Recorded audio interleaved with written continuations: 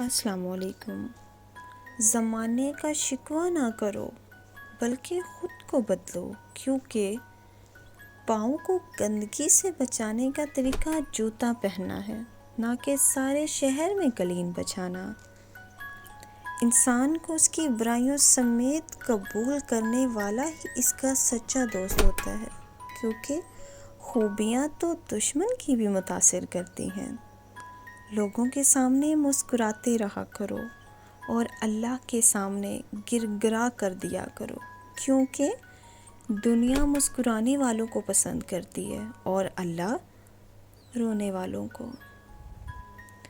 دولت کا بہترین مصور یہ ہے کہ اس سے عزت و آبرو کو برقرار رکھو۔